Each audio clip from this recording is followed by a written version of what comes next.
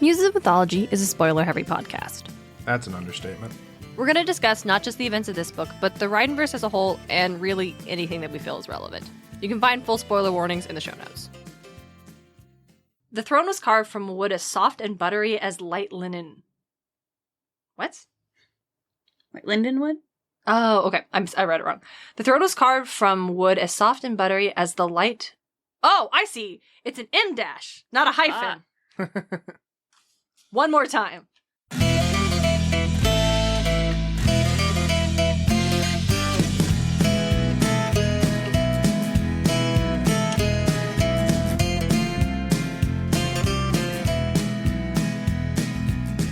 Welcome to Muses of Mythology, a podcast where we explore how ancient myths become part of modern pop culture through the lens of Rick Riordan's Magnus Chase and the Gods of Asgard. This is Story 90, Freyr and Freyja. I'm your co-host and podcasting muse, Darian Smart. Joining me is my co-host and brother, DJ. How's everybody doing? I'm DJ the Muse, and I'm doing some last-minute cramming. What else is new, D? Crazy, I know. I'll buy you a little bit more time. Let's go muse around the garden for a minute. Okay. DJ, guess what I found? What'd you find? I found comments. Woo! Spotify comments. Oh, hell yeah. We've got 2 new comments on Spotify. Listeners, if you listen on Spotify, you can do comments now. That's a thing they rolled out. We love that. Enjoy. Let us know what you thought of the it's episode. Probably so much easier for a majority of our listeners to leave a comment rather than like Apple Music reviews. It's a big... We got 2 comments. They're left by... Will11 is how I'm going to guess we say it, because I believe it's WI1111. So I don't think it's We1111. I'm going to guess Will11, and if I'm wrong, you let me know by leaving another comment, my friend. Will1111. Mm-hmm. On our sort of summer episode, they proudly declared, we all know when, not if, it becomes a film series or a TV show, the music is all going to be European indie. Hopefully. That sounds right. Yeah. I have no notes. I don't think it'll all be. I think a lot of the background music in Hotel Valhalla will be definitely during the big but it's the Valhalla joke is scenes. It's Sinatra in the elevator. Yeah, exactly. Yeah, right. That would be funny. But it, like during the great feasts that he's always having every night. Like specifically for like some needle nice drops. Yeah, we're talking about I don't songs. I think probably during like opening, you'll probably get some like nice 80s to 90s American rock band. That'd be good. I mean, maybe some Nirvana because he's looks Kurt like Cobain. Right? Yeah. This comment does me so. Dear listener, did leave another comment on our Ship of the Dead episode, in which they stated, Samira's hijab is forest green because all the Valkyries have green cloaks of camouflage, and Samira's just requested a hijab. Would have put this in the Sword of Summer, but felt the European indie was too important. Also, Icarus by Bastille is totally going to be at least in one of the Riordanverse movies or shows. And I would say it would absolutely be in the Trials of Apollo one if we were ever to get that. I doubt we ever would, but if we did... I don't think the series will go past Percy Jackson, if I'm being honest. No, I don't think we'll ever get a Heroes of Olympus series. And make sure you swing over to our Patreon to hear about our thoughts on the recent D23 trailer reveals and announcements. We're doing that? But specifically in this comment, I also want to take time to address Will Evans' statement that Samira's hijab is forest green because all of the Valkyries' cloaks are green. Samira does say, like, it is her Valkyrie-issued camouflage cloak. It's called a swan cloak. All the Valkyries have one, and she did specifically request that hers be able to double as her hijab, which is so smart. She wears it all the time. Whenever she needs to jump into her secret Valkyrie double life, she already has it on, so it's great. Just don't see the Valkyrie color as green. I will admit, I could not, and dear listener, this is not us being like, hey, you're wrong. Like, if you could cite us the specific, like, that would help us with figuring out, Samira, why are you wearing green if you don't like the green? Because I did double check the books at the descriptions of the Valkyries, like when Magnus is seeing them, and no color is associated with the Valkyries. Like, he doesn't note that they are all wearing green. He actually doesn't even really describe the Valkyries. Yeah. In he general, just says that there are Valkyries upstairs. And they're flying around and they're serving food. Yeah. The only Valkyrie we get a clear description of besides Samira is Gunilla. And she is described as wearing a green dress. So, we could theorize that her dress is also her swan cloak. And if that is green and Samira's hijab is green, and they are both the swan cloaks, then yes. But We don't know if that's her swan cloak or if it's just she wears a green dress. I also swung by the Riordan wiki, which, grain of salt, on the specific swan cloak page to see if a color is mentioned there, and I couldn't find it. So, what I actually want to talk about isn't just to be like, oh, listener, you're wrong. That's actually not at all. I wanted to, because it really made me realize Rick Riordan did not spend a lot of time describing the Valkyries as a whole concept.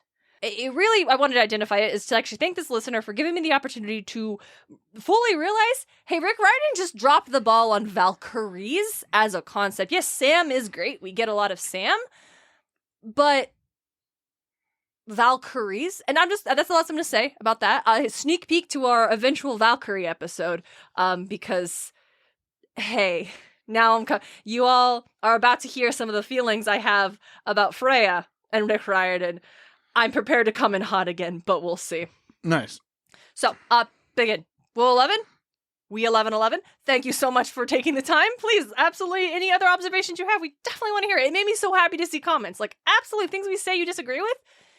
And you're not just, being a jerk about it, which I don't interpret this person's comments as, rude or anything. Please feel free. You are wonderful. I like to know we're not screaming into a void. We need to wrap this. This is fast. But I just want to say, hey, we hit 1,000 followers on Instagram. Thank you guys so much. Thank you so much. It's not a big deal. It is a huge deal, Darian. It's a fucking massive deal. It's 4 goddamn figures.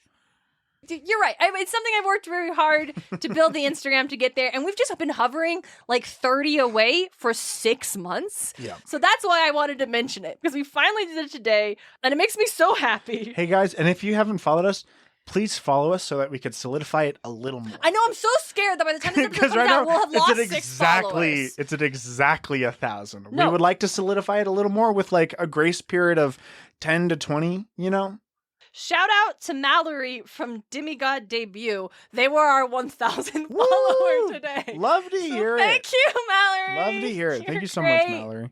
Thank you again. I'm still going to do this even if we drop to under 1,000. By the time you're listening to this, it's literally the day after we hit 1,000. So if you want, you can jump on our Instagram. We're going to do an AMA on our stories, wherein we'll actually be recording us answering the responses and not just chatting them. Maybe if we get a crazy response, I can't make that promise. But the goal is to do. We're making that fucking. We're making that promise. I'll save it as its own. This is my first time hearing about it, and I'm making that promise. DJ likes to make promises he don't know if he can keep.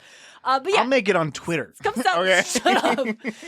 Just come celebrate with us if you're on Instagram. You can swing by and just ask us. And obviously, we get to vet questions. But come ask us whatever you want. It'll be super fun. Thank you so much. And now, what the garden is actually for, some good in the world. Yes. It is a new month, which means it is time for our monthly Patreon donation. If this is your first time listening to The Garden, you may not be aware that every month we donate $1 for every patron we have over on Patreon to some organization working to create a net positive in the world. Yep. This month we are giving it to the Family Giving Tree, which is doing a back to school drive and in order to give supplies to kids in need. Yep. It is. Back to school shopping is so expensive for parents, so expensive for teachers who often have to supply. That's why the lists are so long, because the students don't have the teachers supply. It's a wild cycle that the place where children are required to be does not also have the means to give them the supplies they will need. But that's for a different podcast. Darian will not rant about that here. You're already going to hear a big Darian rant in this episode. So not here, maybe next time. Maybe next time. So we'll just say thank you so much to our patrons. We currently have 11 patrons over on Patreon. So we're rounding up, donating out of our pocket to donate a total of $20 to the Family Giving Tree. If you'd like to learn more or you want to give yourself, there'll be a link in our show notes. And hey, if you want to help us support these charities that we do, or if you want more content from us, patreon.com/Museum Mythology, you better believe it. We got a ton of content over there. The same amount of bonus episodes as we got main feed. We got the Remyth episodes. Last month we did a wonderful episode, or I guess this week, last month, we did a wonderful episode on Go the Distance, the Disney Twisted Tale of Hercules. Fantastic. We do Muse's movie night. It's a wonderful. Iron Giant. It's just awesome. We'd love to see you guys there, and we'd love Like, it would help us support these charities, and it would help us support us, your favorite podcasters. Yay! Yep, DJ said it. You can't take it back. Thank you for our patrons for making this donation possible. Thank you for all our listeners and for commenting and supporting us on Instagram and helping me hit that very, very silly goal that meant so much to me. And now, back to the show. Back to the show. All right, we are back, and we are joined, breaking out of Bunker 9, making it to the main feed for the first time ever, Kelsey Dody. Woo! Say hello. You did. Hello. Hey. Kelsey, it's been a while since we had a new guest, so I'm going to throw you the question we haven't asked in so very long, I think. First, tell the audience a little bit about you, and then tell them about your Riordanverse affiliation. I am going blank, and I have a dog, and that's my personality. Okay. Dog mom. Dog mom. And I read the Percy Jackson novels with my mom and brother growing up, and then recently read Magnus Chase, and don't know how I missed it while I was younger, because it's amazing, and that's about it. I think that's perfect. So today, we are continuing our tour through Valheim with the twins Freyr and Freyja. Kels, you just read the Magnus Chase books, so I'm going to throw it to you. What do you remember about these two deities? Oh no, pop quiz. Pop quiz! They're very peaceful, and I got kind of some cool hippie dad vibes. They like sunshine, they're in like a grassy field and camping. They seem pretty cool to hang out with. I don't know if I'd want them as my parents. Oh, Freyja cries a lot, but her tears are like worth money. They're red golds. Yeah, that sounds important. Which I didn't include in the notes because I spaced on that fact at the time, but red gold is like a gold and copper alloy that was viewed by the Nordic people as being far more valuable than gold. In fact, they viewed silver as being more valuable than gold, which, like, to be fair, gold is pretty, but it doesn't hold up.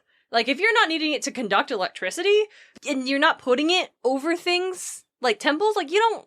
Yeah, gold... I'm not surprised that the Norse were like, yeah, gold is fine, but, like, we don't care about it that much. So we're a war. We like our metals to be sturdy. Yeah, you can't fight with gold. Yeah, gold is too mushy, soft. It bends too easily. Bends too easily. Yeah, I think that's a pretty strong overview of them. They're Give or hippie take, yeah. granola. Into camping. Very crunchy. Very crunchy.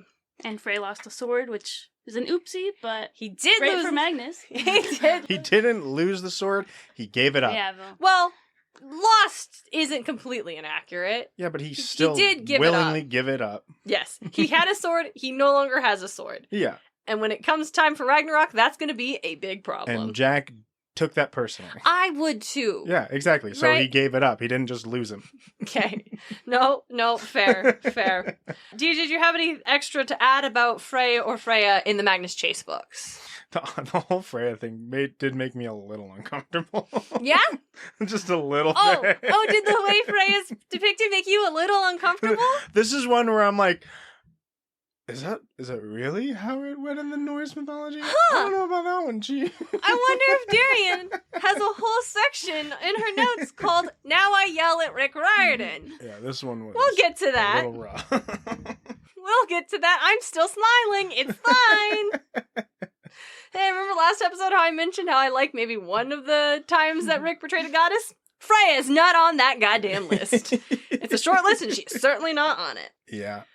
So, but for now, let's get started. We'll start with Frey, because we technically meet Freyja first in the books, and usually we go in that order, but I'm going to get a little more heated when we get to the Freyja stuff, so this makes more sense for the building of the energy of the episode. Frey is one of the major gods of the Norse pantheon, though that's not necessarily something you might realize today, looking at how, like, Odin and Thor and Loki and even, like, Heimdall feel like much, much bigger players. We talked about this a little bit in the last episode, the Aesir versus the Vanir and that, like, representation, and a little bit, like, why it might be that the Vanir were highly lessened in the following centuries.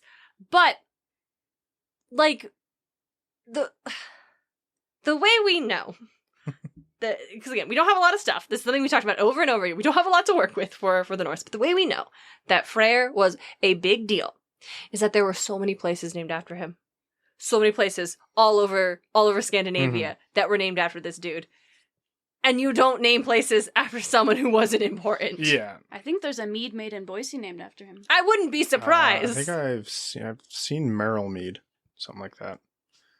I wouldn't be surprised. So, Freyr, his name literally means Lord in Old Norse, and he is a deity of kinship, fertility, peace, prosperity, fair weather, and good harvest. So, like, kind of good things. Yeah. Things that, like, everyday folks would be super jazzed about. You can see why he would have been we need this super fucker. popular. Yeah. This guy gives us the ability to live, pretty much. At the very least, to brave the harsh winters with our stock up of bounty. Yeah, it is the good times. The reason we soldier on through the hard times is because we know there will be good times again, and Freyr represents those good times. Much like with the Vanir and how they're mentioned a lot, I'm not going to go through the Eddas and cite every single time Freyr's mentioned, because that, like, is not interesting audio. Yeah. So I'm going to start with just a brief roundup of some, like, highlights for this dude, and then we will get into, like, some of the the one meteor myth we've got of him. Okay. So, we know that the gods gave him Elfheim, realm of the elves, as his teething present, literally, like, kind of like a birthday present of sorts. We'll get into that later. He rides on a shining golden boar named Golinbursi, and gold literally means gold. So when it says shining, it means it's golden. He possesses a ship, which I'm going to struggle to pronounce. Nope, I'm not even gonna try. DJ, you want to try? Yeah, show me the word. Gillenbursty? No, that's the bull. Boar. Skidbladnir? Sure, that's the ship he has, and it always sails on a favorable breeze. Okay. And it can be folded up and carried in a little pouch when not in use. Is it bright yellow? We have to assume. Yeah, We have to assume that this is the ship that Magnus and co were sailing on, and that it can fold up is not an invention of Rick Riordan, but actual magical thing that I truly love. He also was known to have, he was associated with a horse cult? What? Yeah, I don't know. But he kept sacred horses were kept in his sanctuary in Trondheim, Norway. Ooh. And I feel like between the golden boar and the horses, we could have had a little bit more hanging out with animals for Magnus. Not to give notes, but Magnus suddenly having the ability to talk to animals in the last book and that just doing nothing for us. I feel like he should have been able to summon horses and a boar in the last battle on the Ship of the Dead. It's just a thought, but how cool would it have been if this giant golden boar just erupted from... 1 second, sorry. That's fucked. That's fucked up. Oh, that D is... Yeah. Skidbladnir. Skidbladnir. Cool. Yes. That's fucked. These are just sounds that we don't use in our spoken language. I mean, we use right? Yeah. That's the, right? But It's not TH, in that but order. But we don't. But not following that. Vladimir. Not like that. We struggle. And he is a deity that is present in a lot of things. Like, he's just around. When the gods are doing a thing in, like, a group, Freyr's probably there. Yeah. 'Cause he's a big player. He's around. Including that time Loki showed up and insulted everybody at that party. Bastard. This guy. So, he rolls up and he just starts dunking on Freyr's father, Njorn, who we talked about last episode. And at one point in time, Norn, to defend himself, says, because Loki, as we talked about, Loki tries to make fun of him for getting sent to the Aesir as a hostage during the war. Yeah. And Nord, in defending himself, says that he's grateful for this because that I fathered that son whom no one hates and is thought to be the protector of the Aesir, which is interesting. Because you think that would be a title given to Thor as a protector. So that being something that Freyr is noted for just lends to the fact that this deity was super important. Mm-hmm. And at this point is when Loki throws back, oh, yeah, no, I can't keep it a secret any longer. I know that your son was actually born from you and your sister. As we talked about the unnamed sourceless sister. Yeah. Because for some reason we decide that Loki's word on this matter must be true, and it wasn't Scotty, but whatever. Yeah. I said my piece on that. I said my piece on that last episode. I'm going to go on with how, at this point, Tyr steps in, and he says, Freyr is the best of all the bold riders in the courts of the Aesir. He makes no girl cry, nor any man's wife, and loosens each man from captivity. So, war god out here being like, no, Freyr's the best dude we've got. This guy rules. This guy rules. Big He's fan of just that guy. super cool, Stand-up and dude. he's just a stand-up dude. We like him a lot. Yeah. That's kind of going into this, that's a vibe we have of Freyr, right? But if we want to talk about the biggest Freyr story, we're going to jump into the Prose Edda with good old Snorri. Chapter 37 of the Gylfaginning, The Tale of Frey and the Giantess Gerd. I'm not going to read the whole thing. It's not very long, but that's not super interesting. Yeah. But this is the story of Frey, who is... He sits on the holy seats. Okay, hold on. What's its name? That's a great question, DJ. I definitely would expect there to be a name. I don't have one for you, That's unfortunately. crazy. Got a name for his spear, but not a seat? I know, weird, right? Ridiculous. Actually, no. Actually, DJ? It's not this. I can't even remember what it's called. Oh, fuck. It's not Sleipnir. What are you talking about? The spear? Odin's spear. Oh, I thought you were talking about Frey. No.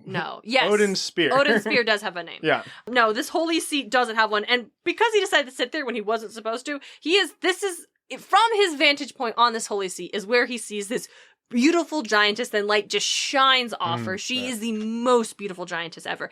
And essentially, his divine punishment for sitting in this place is that he is just stricken with an immense, like, grief and wanting. He's like, when I said lovesick earlier, like, truly lovesick. He is to the point of depression, where his father is like, I'm worried about him. He clearly must be angry at all of us because he won't speak to us. So he sends for Skirnir, who is Frey's servant, and is like, hey, go ask him what's making him so angry. And Skirnir is like, that doesn't feel like it should be my job. You're his dad. Yeah, but okay, so he rolls up totally ready to get, like, his head bitten off about this whole thing. When Skirnir met with Frey, he asked him why he was so downcast and would not speak with anyone. Frey replied that he had seen a beautiful woman, and that on her account he was so filled with sorrow that he would not live long if he could not have her. And now you are to go back and ask her hand on my behalf. Bring her back here to my home, whether or not her father agrees. For this service, I will pay you well. And I am like, Frey? Is he a nice guy? See, the things we all just said suggested he's a great dude. And to be fair, he did say, ask for her hand and bring her here. I don't care whether her dad agrees or not. So we imply that, okay, we'll listen to her answer, but it's still like, that's not above social decorum to, like, not get the dad's permission in this time. So it is, I think we can interpret that as not a conflict of, oh, Frey isn't actually a great dude. But I think if Frey is supposed to be this greatest of all the Aesir, who's, like, holds up, like, we would assume, like, the social and cultural decorum, then from this we can interpret, if he is willing to disregard that in order to marry this woman, he's down fucking bad. Like I said, he's gonna pay Skirnir well. And he's like, okay, bet. I want your sword. The sword was so good that it fought by itself. Frey, however, let nothing stand in the way, and he gave the sword to Skirnir, who set out to ask the woman on Frey's behalf. And at this point, there is a verse from the Lay of Skirnir, which is a poem we have in the Poetic Edda. And I'm actually gonna jump over to that a little bit so we can, like, reference both. And I usually don't do that. I usually just do one and then the other. But, like, they cover essentially the same thing. And there's some good shit in the Frey, the Skirnir. There, Skirnir's Journey. That's what it's called. And this is the one that I talked about last time, where it's literally talks about how Scotty Beck is the one that tells Skirnir, hey, go check on Freyja and see what's up, see what's wrong with our son. And he's the one that literally is like, again, I don't know why we decide that this isn't the actual one we're going to reference in terms of their parentage, but we're just going to believe Loki, who is talking shit about everyone. I feel like most of the Loki episode is going to be me dissecting that goddamn poem and trying to figure out why we believe everything Loki said. Because I looked at the thing. I think I talked about this last episode. It doesn't matter. I looked at the thing where it's like, oh, we are meant to assume that everything he's saying is correct. but he's also just accusing all of the goddesses of sleeping with him. Yeah. And that's probably not correct. Yeah. So, like, I don't get why the bad stuff is the stuff we're going to assume is true. Because think about, like, media. You could have, like, 10 sources telling you one thing, and then one has a more fun story in The Onion that tells you something else. Like, and they're that's just the one that insulting picks us now, up. dude. We don't like That's this. This is true. bullshit. Like, to be fair, it's like, it's the one where Loki admits I was responsible for Baldur not coming back, right? I'm responsible for him still being in hell, and we know that's true, but, like... Okay, that was something he was saying about himself, not something he was saying about Scotty or Freyja Right. Fuck you. I have thoughts. So in this one, when Skirnir goes to Freyja and is like, or Freyja is like, okay, hey man, what's your baggage? And he's like, go get the girl to marry me. He asks for this sword. He also asks for a horse. I don't want to walk on foot. Give me that horse which will carry me through the knowing, dark, flickering flame, and the sword which fights by itself against the giant race. And I actually love this because we get a little bit more about the sword because Freyja agrees to this. I'll give you the horse which will carry you through the knowing, dark, flickering flame, and that sword which will fight by itself if he who wields it is wise. Mm. And I thought that was some fun flavor, if he be worthy, which is just not a thing from Mjolnir, I don't think, but if he be wise. No, Mjolnir is just very heavy. It's just very heavy and Thor very strong. Yeah. But giants can pick it up willy fucking nilly. So this whole play, poem, I said play, because it's actually Written like a play? it's written like a play. There's such lively scenes that it may have been intended for, like, dramatic presentation. Yeah. Like, you may have had not just a bard reciting and presenting, but you may have had a couple performers both going back and forth. And that may have been something we would see, now I'm thinking about it, in a lot of the poems, because it's often people talking to each other. So it's probably so interesting to go to, like, a Viking, like, just like a Viking village, and there's this fucking cathedral, like a hall, where they're just putting on plays. God, that'd be That's fun. so funny to Yeah, me. that'd be funny. Actually, I had a thought where, speaking of Loki's choral, the Loki Sena, I actually thought it'd be kind of cool if we got some folks together and performed it, like as an audio drama where we all just like reach out to different podcasters and some other folks we know and be like, hey, this is your lines, this is what's around it. Please recite this. Okay. I'm gonna leave it in here to see if we'll actually do it, but if it doesn't happen, no one fucking mention it to me. Things clearly came up. So it's actually a really fun poem. It's very accurate. And he does get to Gerd, and he's like, hey, basically he's like, I got a lot of gold and a lot of apples. Like, you got to marry my boss. And she's like, I don't want to marry your boss. Like, I'm not interested in marrying your boss. And that doesn't go well, because when she refuses, she says, I won't accept a ring, even if it was burnt with Odin's young son. Oh shit, I think that means fucking Baldur's death. Damn, okay. Ooh. But to be fair, she didn't just throw that out. Skinner said that it was, I will give you a ring, the one which was burnt with Odin's young son. Ooh, talked about this. Baldur gives that guy a ring to bring back. Oh, yeah. Yeah, I think this is that ring. Why does Skirnir have it? I Or have he's no just idea. lying. He could be. He could just be lying. We don't know. Or he could be like, I'll go get the ring. Yeah. I'll So- figure it out. So he basically offers, I'll give you dead Baldur's ring. And she said, he was cremated at this. Yeah. This is funeral rites ring. And she's like, no, I lack no gold in Geirmir's courts, my father's wealth at my disposal. Basically, she's like, you can't buy me, bitch. I'm a giantess. I'm the most beautiful. My father is very powerful, very wealthy. I've never met this guy. I'm not going to play this game. Fuck off. Now, Skirnir doesn't take this well. Well, yeah. Do you see this sword, girl, slender, inlaid, which I have in my hand? Your head I will strike from your neck, unless you dare we are reconciled. And that, escalates from there, where he goes on to threaten her dad. He says, I'm going to tame you to my desires, threatening to put her on an eagle's mount. Madness and howling, tearing, affliction, and unbearable desire. May your tears well up from grief. He says, Odin is angry with you, Thor is angry with you, Freyr will hate you, most wicked girl. You have brought down upon you the magic mighty wrath of the gods. He threatens her with some runes. Ogre, I carve for you in 3 runes, lewdness and frenzy and unbearable desire. I can carve that off as I carve that on, if there is need of this. And after all this, she's finally like, Be welcome now, lad, and receive the crystal cup full of ancient mead, though I had never thought I should ever love one of the Vanir well. And then she tells him, Bari is the name, as we both know, of a wind-calm grove, and after 9 nights, there to Nord's son, Gerard will give love's pleasures. So basically she's like, all right, fine, I'll go meet him. We'll fuck in a week, or we'll fuck in like 10 days up in this field. Yeah. And he rides home, tells Freyr the news, and Freyr's like, sorry, it's fucking so dramatic. This is the guy who's Magnus' dad. This is the guy that Rick picked. Long as one night, long are 2. How shall I long through 3? Often a month to me seemed less than half of one of these wedding eves.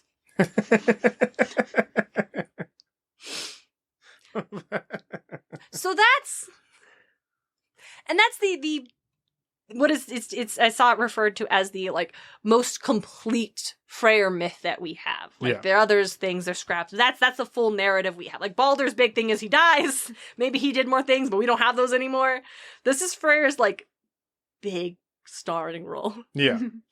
Except for when Ragnarok rolls around and our bro dies. Yeah. So by the hands of Surt. Surt, as we discussed.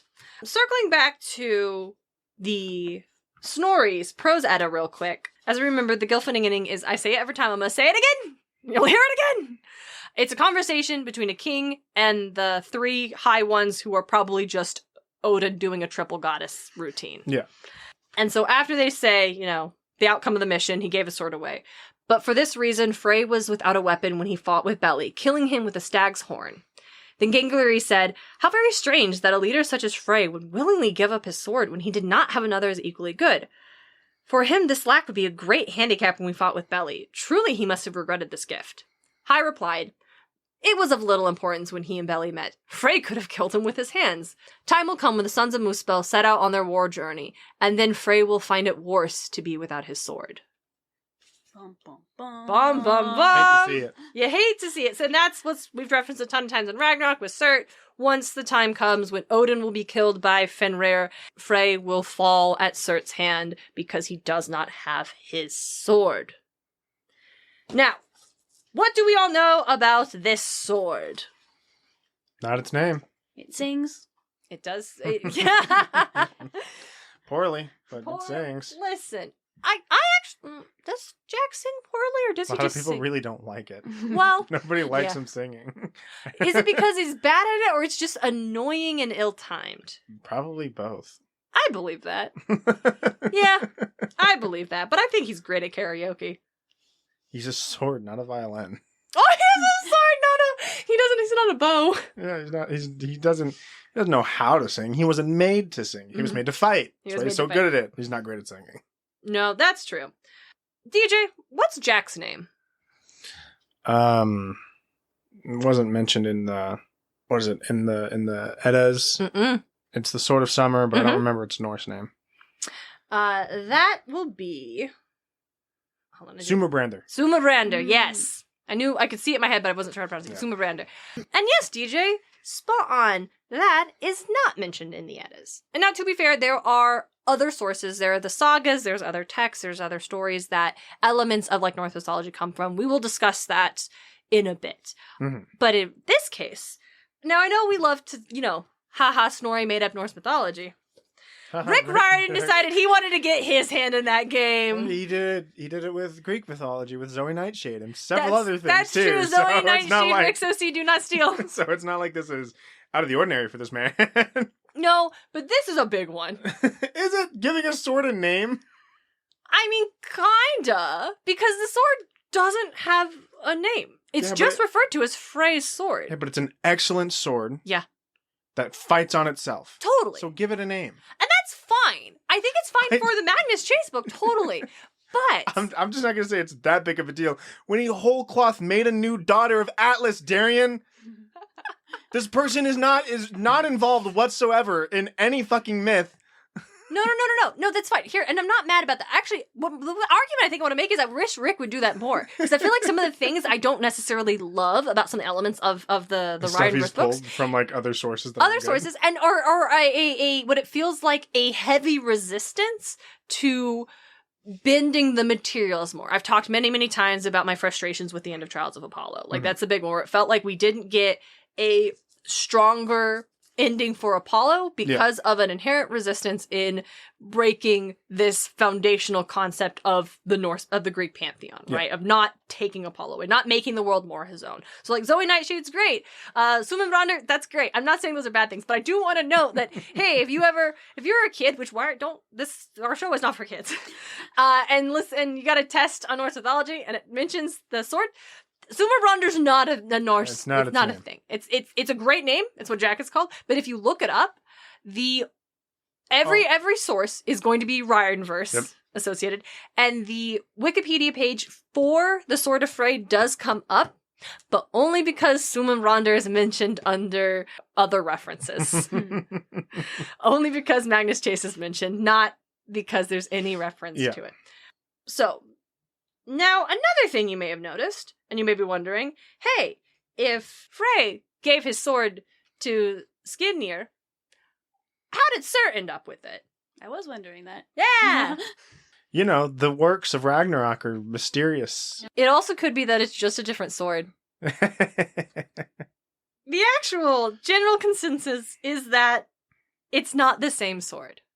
Now, this is not a thing that Rick Riordan made up. Like, unlike the name, the concept of it being the same sword is not something he connected whole cloth. This is actually something that some scholars have referenced, and it is a way that the text is sometimes translated. Mm-hmm. So in the Sibyl's Prophecy, when we talk about Surt, there is the stanza is, Surt comes from the south with branches ruined, which we talked about is fire! Yeah. The slaughter god's son glances from his sword, rocky cliffs clash together, and the troll women are abroad, heroes tread the hell road, and the sky splits apart. So, that second line, the slaughter god's son glances off his sword, is sometimes translated as... the sun god's sword. The sword of the god. Hmm. And that is an intentional translation to make it be Freya's sword. Mm-hmm. And thus to add another layer of tragedy for Freyr dying because he doesn't have a sword. If he used an antler to defeat Beli, we can assume he probably has the antler here, right? It's stuck in Beli. It's stuck, really? I mean, if the mistletoe is stuck in Baldur. Yeah, exactly. It's a one-time use antler. It's a one-time broke up, yeah. Which is sometimes you'll see Freyr depicted with an antler. That's why. Yeah. And I'm not getting super into the myth because it just mentioned that he kills that guy one time, but that's like, we don't have that story other than when Snorri mentions it there. Like, we don't have... And then it's referenced here as Beli's bright slayer. But we don't have it anywhere else. Like, it's great. I love this stuff so much. So it is sometimes intentionally translated to be the sword, but it's not necessarily. Like, that's really more likely just a cool storytelling beat. To, like I said, add more weight, add more tragedy, add dramatic irony. It's not just that Frey didn't have a sword to fight against Surt with. It's that Surt had his sword that he would have slayed the fire giant with had he not given it up for the giantess. Mm-hmm. Because Skirnir doesn't give the sword to Gerd or her father. Like, it's not like the bridal gift, right? Yeah. That could have been passed along and eventually ended up with a fire giant. The last we know, this dude just has it, and he doesn't show up anywhere else. So, it's another thing. It's not wrong to say it's the sword. Again, no interpretation is, like, wrong, but there are some that I hate. Yeah. So, like, I cannot like it. But, so it's not like, oh, Rick was wrong with that. Rick invented that. But it was, like, I was fascinated when I was like, wait, why does Surt not get mentioned as... Because it's not the same sword. Yeah. Because it's probably a different sword, actually. And damn, if it was a different sword, we would just not have to worry about Jack not being able to be around Surt. Which would have... I like that Rick Riordan chose it. Like, I think it adds a lot to the stakes and the concept of how the story works out. But so those are my big Freyr beats. Oh, you know what? I was going to read the description of Frey. I have it bookmarked right here. Oh, yeah, let's do that real quick. Yeah, He looked like a Hollywood Viking. He looked more like Thor from the movies than Thor did. Blonde hair fell to his shoulders. His tan face, blue eyes, hawkish nose, and stubbly beard would have worked equally well on the red carpet or on the beaches of Malibu. He reclined on a throne of living branches, a seat draped with deer hide. Across his lap lay a sort of spectre, a stag's antler fitted with a leather grip. Hey, the antler! When he smiled, I saw my own self-conscious smirk, the same crooked chin. He even had the same cowlick I always got above my right ear. That's his dad. Yeah. And he hugs him, and he smelled of campfire smoke, pine needles, and toasted s'mores. Did they have s'mores in Valheim? And just, I like that. That's those man soaps. So I wanted to, because I do like how Freyr's portrayed. Like, yeah, that's great. And I think we talked about this when we talked about the Sword of Summer, but I like that Magnus just like, I'm going to hug my dad. I'm just going to be happy to see him because I'm dead. So why be mad about this? This is forever now. Like, whereas Percy's like, I've got complicated feelings about my father. And it's like, yeah, Percy, of course you do. You're still alive. But Magnus is like, I'm dead. I definitely did have complicated feelings about my father, but why bother now? I'm happy to see him. I'm just going to be happy and let it all go. Good for you, Magnus. We love that for you. Yeah. All right, let's talk about his aunt. DJ, Kels, anything about Freyja really stand out for you? We talked a little bit about the tears. Was she fashionable? I can't remember if Blitzen I believe she was interested. I believe she was at the very least adorned with clothes that fit her. Yes, there is the other goddess, Thor's wife, I think is more defined as being explicitly fashionable. Because she hooks him up with the dresses. Do I come in hot right out of the gate? Should I save it? Maybe Let's just start with how she represented. Yeah. The throne was carved from a wood as soft and buttery as light. Linden wood, maybe. The back was draped with a cloak of downy feathers, like the underside of a falcon. In the throne sat the most beautiful woman I'd ever seen. She looked maybe 20 years old, surrounded by an aura of golden radiance that made me realize what Blitzen meant earlier when he said that the daylight here wasn't normal. The entire realm of Folkvagner was warm and bright, not because of the sun, but because it basked in this woman's power. Her blonde hair fell across her shoulder in a long single plait. Her white halter top showed off her tan shoulders and smooth midriff. Her knee-length skirt was belted with a gold braid holding a sheathed knife and a key and a ring of keys. Round her neck was a dazzling piece of jewelry, a lacework collar of golden gems, like Rand's net and miniature, except with rubies and diamonds instead of sailor souls and hubcaps. The woman fixed me with her sky blue eyes. When she smiled, heat traveled from the tips of my ears right down to my toes. I would have done anything to make her keep smiling at me. If she told me to jump off the world tree into oblivion, I would have done it in a second. Anyway, so this is Freyja, who is Blitzen's mom. Yes. Because, this is a big surprise. We talked about this. It's because the necklace that she's wearing, it's referenced that she slept with a dwarf to get it. Yep. And Blitzen talks about later how he's like, we aren't really kids. We're just receipts of transactions because the kids also come by in like a day. Apparently, yeah. Give or take. Yeah, with the divine gestation period. Yeah. I literally forgot that Blitzen was her kid.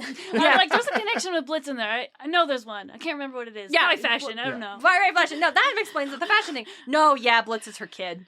But Blitz and Magnus is like, wait, we're cousins. And Blitz is like, no, we're not cousins. I do not want to talk about that.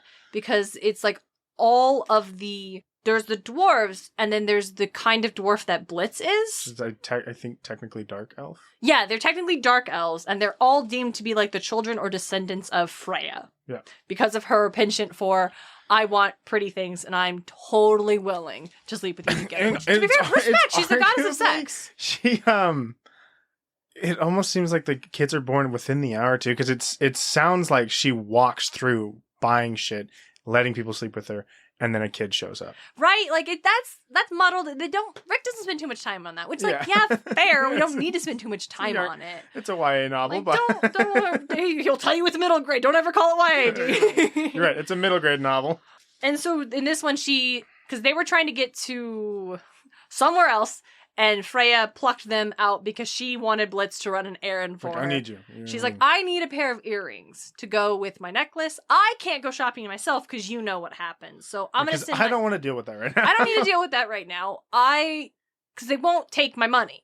They'll take your money, though. So go buy me some earrings. Yeah.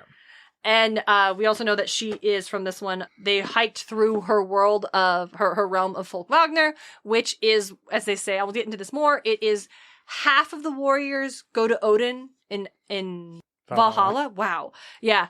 And then the other half go to her. And then they go to her hall, which is the Hall of Many Seats. She's got a lot of space. Yeah.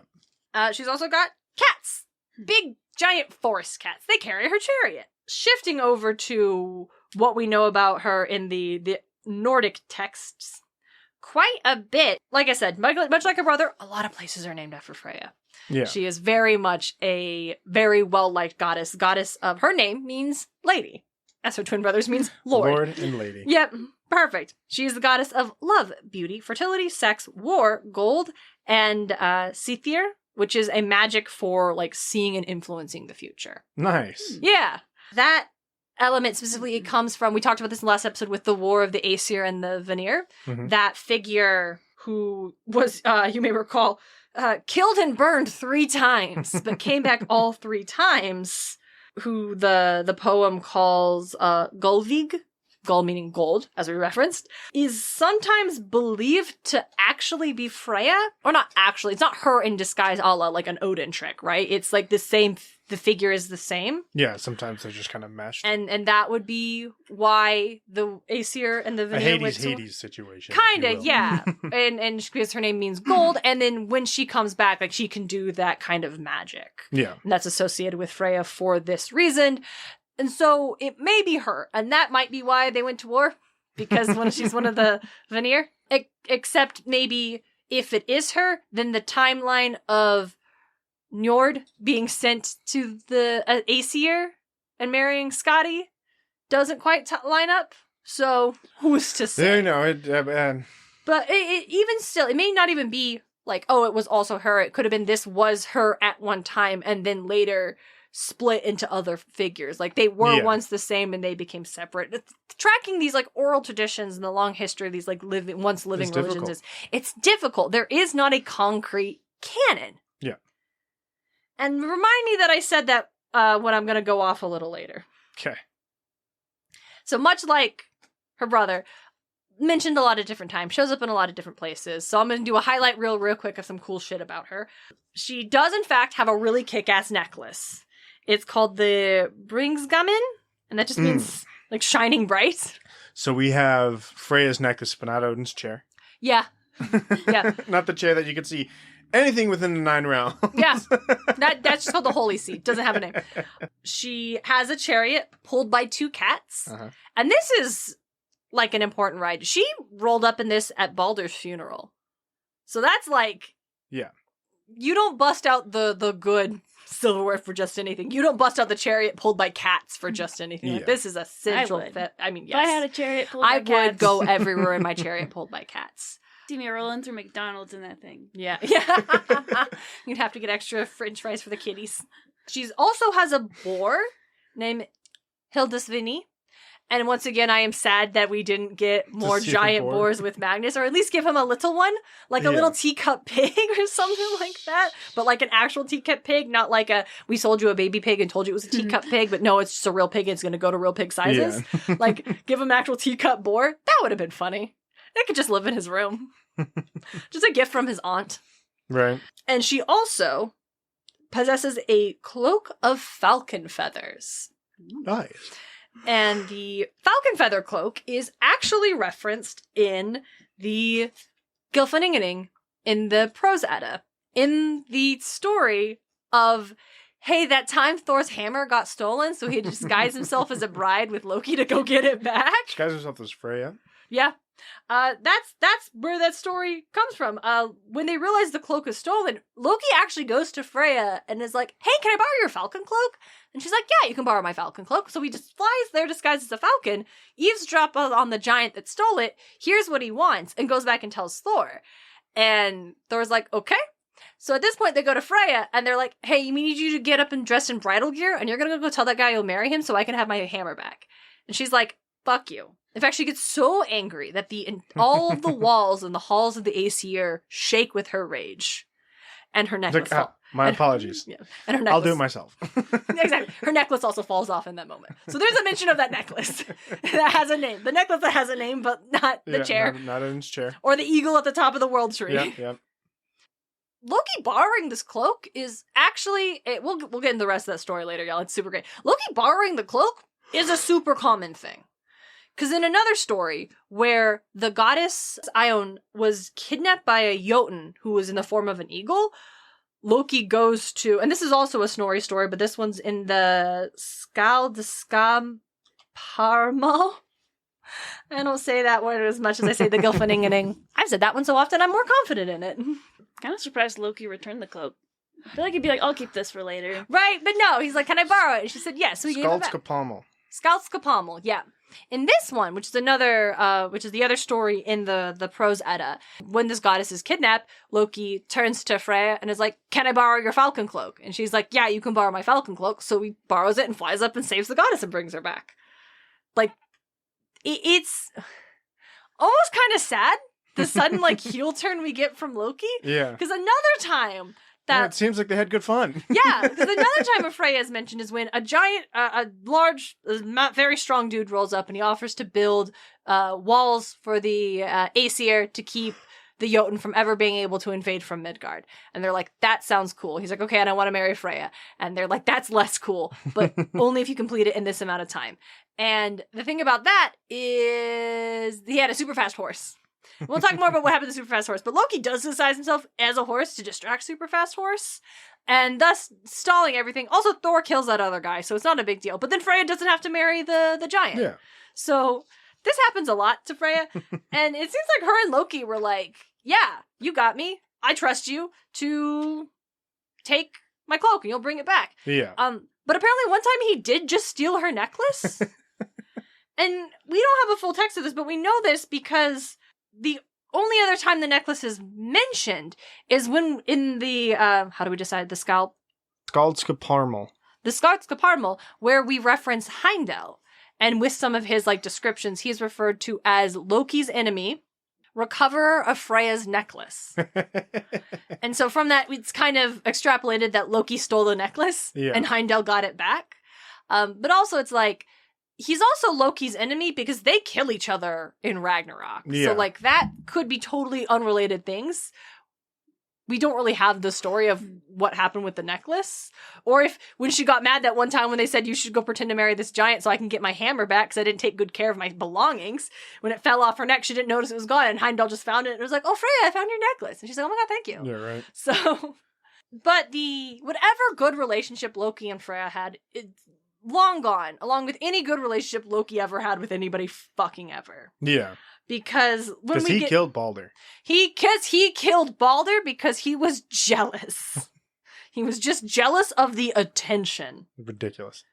Because when we get to the flighting, Loki is insulting Frigg, and Freyja steps in to defend her. And basically, when it's like, you're not telling Frigg anything she doesn't already know, you can't hurt her. He accuses her, her being Freyja, of being promiscuous, to the point where he says all of the gods walked in on you fucking your brother. And so, and again, I don't know why we decide that Loki must be telling the truth about all of these things, that he's totally right, and not just being a dick. Because that's the insult he gives to all of the goddesses. Ridiculous. So, one last thing I want to mention about Freyja, because it was really cool, and not something that got addressed in the Magnus books at all, is a poem called The Song of Hyndala. And in this one, there is this mortal dude named Ottar, who is either like a servant or a protege or a lover of Freyja. Like, different sources will cite him as different things, but he's called Ottar the Simpleton. Mm-hmm. But he was super good at, like, building stone altars and giving great offerings to Freyja. So much to the point that when he asks for her help, she's like, yeah, man, I'm gonna help you. Help you with what? Well, you see, he wants to reclaim his inheritance that for some reason he doesn't have right now and is about to be stolen from him. And the only way he can get it back is if he can find out more information about his ancestry to prove he is entitled to it. And this is apparently a job for Freyja. So she says, sure, I can help you with that. So she turns him into a boar, rides the boar to find this seer. Sometimes she's a giantess, sometimes she's a seer. I like to think she's both. Mm-hmm. Named Hyndala. And just, offers her flattery, calls her sister, like invites her to ride to Valhalla with her. and essentially just gets her to give them all the information they need about this dude's ancestry. Nice. And that's it. That's what he does. Great. And she just helps this guy. And I thought that was really cool. So now I'm going to yell about Rick Riordan. Okay. We're going to put a pin in the... Obviously, I want to talk about Folk Wagner, right? And that's very cool. Should I talk about that now? And should I circle back to yell about Rick later? No, just yell about Rick Riordan. You're talking about Freyja, so... So all the stories we just shared, all the elements, those are what is about Freyja in the Eddas. And obviously there are other places she's mentioned. I'm not going to cite every place where she's mentioned, because actually she's mentioned a lot of places. But you may have noticed, hey, we mentioned her necklace twice, but we never actually talked about where she got the necklace from. Or being the mother of the Dark Elves. Yeah. Or sleeping with dwarves often. Well... Because, dear friends, that's not from the Eddas. No. That is from a text called Sorla Thatir, which has a much longer name than I'm not going to try to do the whole thing. But it is a short narrative from a much extended saga from the Thatir book manuscript. Which, and this is super important, and I want you to remember this detail. I'm going to tell you why it's important later. It was written in the 14th century by 2 Christian priests. And essentially, there are other places, like I mentioned, the sagas and stuff, things like that, where other deities and stories are mentioned that I don't always get into because there's a lot. Most of what is mentioned we have in the Eddas, and that's what I prefer to reference as a consistency. Yeah. But there are, especially with the veneer we just talked about this last episode with Frey and Freyja, there is a series of texts often attributed to Snorri that is it's a euhemerization of the gods. And what that means is treating the deities as if they were real historical figures. And trying to fit that into an actual real world context. Okay. And that is not, and I have made the conscientious choice not to reference those in our podcast. Because it very much doesn't serve the same thing as the mythology we are trying to do. Yeah. Right. Like, even just like in anything. in anything. Like, it's very much like high school AU feels like to me. It's very much trying to identify these as close as we can to when they were a practiced living tradition, like as a concept of mythology. And these texts try instead to grapple with them as influence of a real historical figure, which I'm not saying is wrong, and there's a bunch of study for King that. Arthur's type. Kind of, yeah. And so I've made the conscious, so if you're someone listener who's clocked this and noticed that I never talk about it, I have made the conscious choice to not, because I feel like it muddles, and more often than not, it's just a more confusing kind of weird version of it that I'm just not super interested in. And oftentimes, that's not even the version that we're going to find in any of the books we're referencing or any of the narratives we're going to talk about in modern pop culture. And so apparently this one time that Rick decided to base his entire interpretation of Freyja off of this work. Yeah. In this, to start out, Freyja is Odin's concubine. Mm-hmm. Not his wife, just his concubine. Not just, but his concubine, right? Yeah. And so this is a big problem when she's out for a walk and finds some dwarves crafting the most beautiful necklace she has ever seen. And she's like, I want that necklace. I have gold, I have silver, I have tons of stuff of value. Like, what do you, I will pay, what do you want for it? And they're like, we have no use for money. But we will give it to you if you spend one night with each of them. Which she agrees to. Which, okay, go off. She's a fertility goddess. She's a sex goddess. If that's how she wants to get this really cool necklace, hell yeah. Let's go for that. Good for you. But the line of the text, that when they say this is your offer, they also say that she would spend a night with him whether she liked it better or worse. Okay. Which is big fucking yikes. A little bit. So she does this, gets the necklace, and goes home like nothing happened. Loki finds out about it, because of course Loki does. He goes and tells Odin about it. Mm-hmm. Odin is like pissed and says, go take that necklace from her. So Loki disguises himself as a fly and then a flea, manages to get the necklace and steals it from Freyja. When Freyja finds out, she's pissed and wants her necklace back, and Odin says, no, I know how you got it, so you're never going to get it back. Unless you can get 2 kings, who themselves are in charge of 20 kings, to go to war together. And in the war, every time a man dies, he pops back to life and has to keep fighting. And you do that with magic.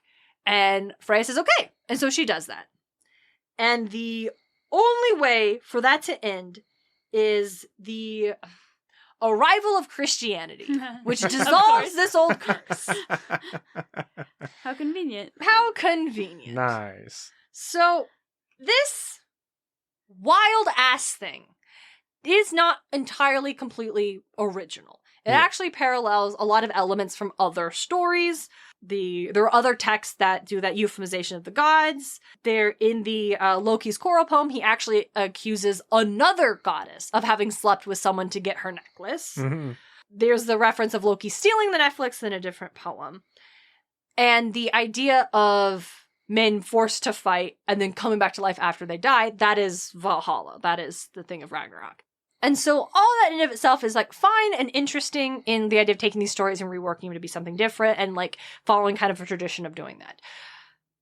The reason I think it kind of sucks that Rick Riordan decided this was going to be his entire basis of what he was going to base Freyja off of, not the when she helped that one dude, not when she stood up to Loki to defend Frigg, not her being a literal fucking war goddess. Yeah. Just this interpretation of her sleeping with a bunch of dwarves to get a pretty necklace and being a little frivolous and a little bitsy.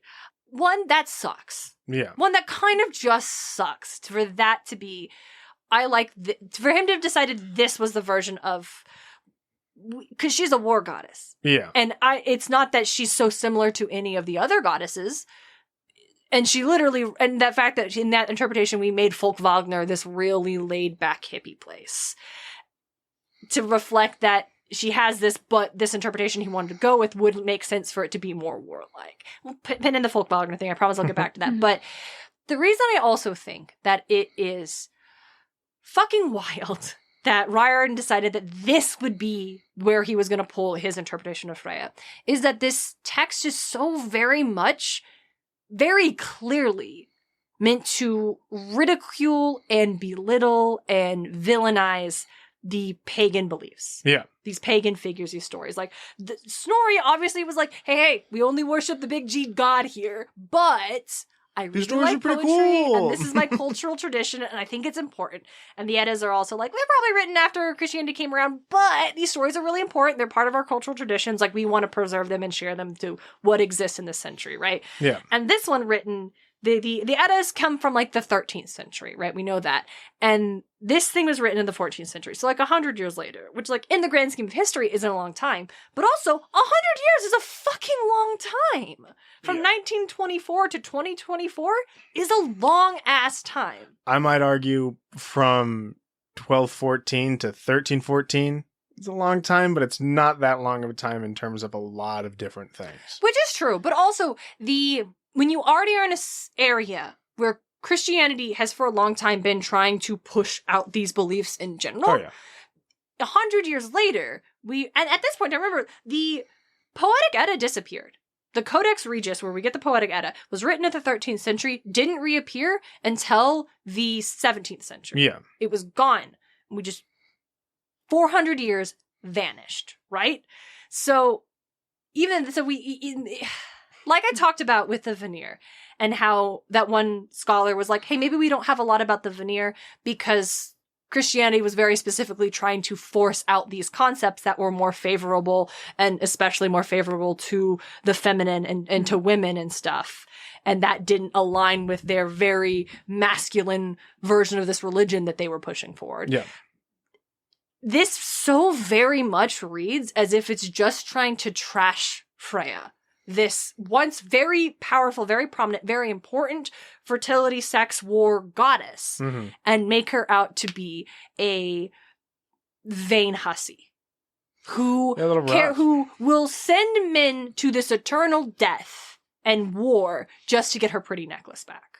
And also, simultaneously, we know it's not like meant to, because it is like very much taking the concept of Valhalla, the warriors fighting each other and then coming back to fight again. That what was viewed as this righteous, like this a desirable death you wanted to have in this society in the North. Like, we know this was the ultimate, like the fact that they got to live with Odin lets us know that this is the goal. This is how you know you were the best of your culture, your people, if you go to Valhalla. Yeah.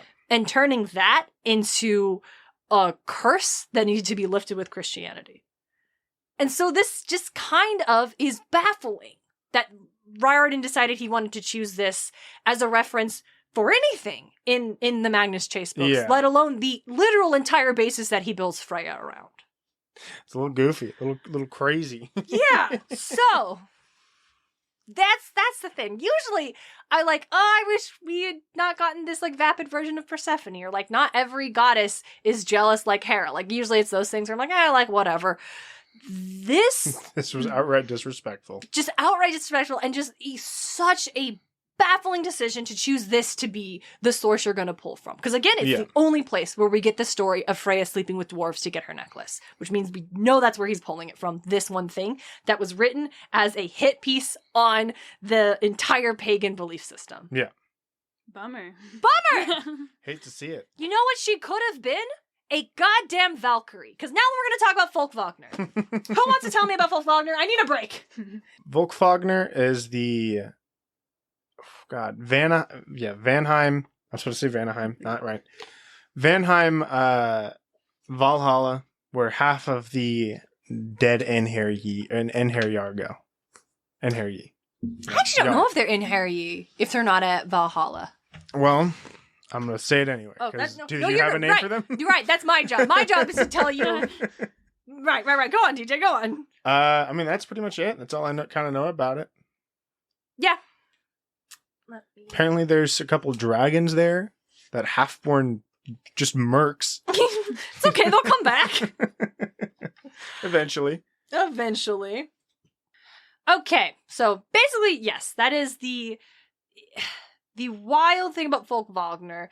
Etymology kind of translates to army field or people field, which is very interesting. Okay. Field. And it is stated, I don't want to use the Henry Adams Bellows translation. Fuck off. Where is it mentioned? In the, I can find it. I'm going to find it. If it's in the Lay of Grimir, yeah, we're going to sit here in silence for a hot second while Darren finds it. Because I'm not ever fucking citing Bellows' translations. I'm so done with him. It's mentioned in the Poetic Edda, in Grimir's sayings, again, Odin's doing an undercover boss thing. Yep.